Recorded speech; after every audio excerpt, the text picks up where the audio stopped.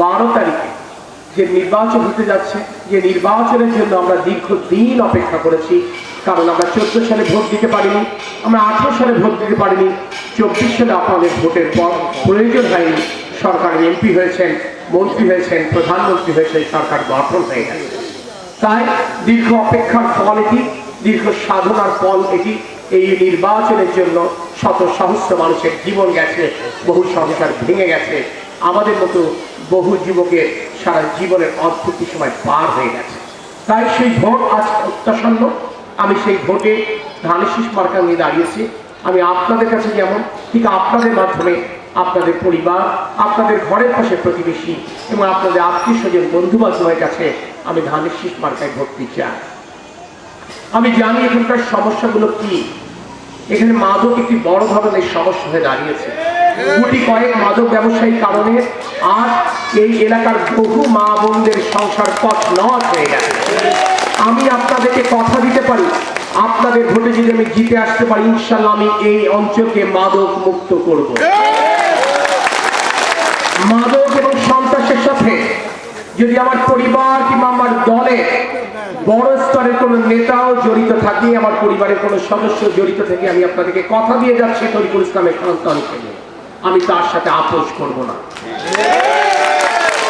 এই দেশের শিল্পনগরীতে জলাবদ্ধতা একটি বড় সমস্যা। এখানে ড্রেনেজ ব্যবস্থার অপ্রতুলতার কারণে বর্ষা হলেই এটা তলিয়ে যায়। এখানে পাশেই যারা শ্রমিক ভাই বোনরা কাজ করেন, তারা থাকেন, সেই পরিবেশটা তো অনুন্নত। এখানকার রাস্তাটাও নতুন করে করবার প্রয়োজন রয়েছে। এই কাজগুলো করবার জন্য আসলে সুযোগ প্রয়োজন। সেই সুযোগকে আমরা তৈরি করতে পারি যদি আমরা সকলে মিলে ধানের শীষ মার্কায় ভর্তি দেই। সেজন্যই আসলে ধানের শীষ মার্কা নিয়ে আজ আমি আপনাদের সামনে দাঁড়িয়ে। এখানকার শ্রমজীবী মানুষ, এখানকার প্রান্তিক মানুষ যারা তাদের চিকিৎসার প্রয়োজনে আমাদের 250 বেড হাসপাতালে যায়, যে 250 বেড হাসপাতালটি আমার বাবা তরিকুল ইসলাম তৎকালীন প্রধানমন্ত্রী বেগম খালেদা জিয়াকে যে তৈরি করেছিলেন, কিন্তু আজ সেই 250 বেড হাসপাতাল জনগণের চাহিদা পূরণ করতে পারছে না। কারণ 250 বেড হাসপাতালে গড়ে প্রতিদিন 800 থেকে 850 রোগী ভর্তি থাকেন এবং আউটডোরে 2 থেকে 2,500 রোগীর চিকিৎসা চলে। তাই 250 বেড হাসপাতালে চিকিৎসা থাকলেও কোনো সেবা নেই। আমি যশোরবাসী স্বাস্থ্য সেবা নিশ্চিত করবার জন্য 500 বেডের একটি পৃথক মেডিকেল কলেজ হাসপাতাল তৈরি করতে চাই, আর তাই আমি ধানের শীষ মার্কায় আপনাদের ভর্তি চাই। এখানে অনেক সনাতন ধর্মাবলম্বী মা বোনের উপস্থিত আছেন।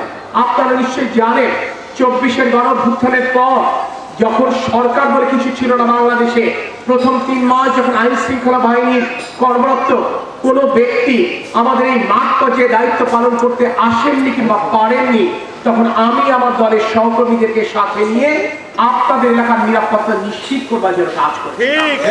একদিকে আপনাদের বাসাবাড়ি, অপরদিকে আপনাদের দোকানপাট, ব্যবসা প্রতিষ্ঠান, এমনকি আপনাদের মসজিদ মন্দির পাহারার ব্যবস্থা করেছিলাম। কিন্তু এটি একটি সাময়িক ব্যবস্থা। আমার সাথে কোনো সরকার নেই, আমি সরকারের কোনো অংশ নই। যদি আপনাদের ভোটে নির্বাচিত হতে পারি, আপনাদের ভোটে নির্বাচিত হয়ে বিএনপি সরকার গঠন করতে পারে, তাহলে ইনশাল্লাহ আরো শক্তভাবে, আরো দৃঢ়তার সাথে আপনাদের পাশে দাঁড়াতে পারবো। আপনাদের সামাজিক নিরাপত্তার বিষয়টি স্থায়ীভাবে সমাধান করতে পারবো। সেই কারণেও আমার ধানের শীষ মার্কায় ভর্তি প্রয়োজন।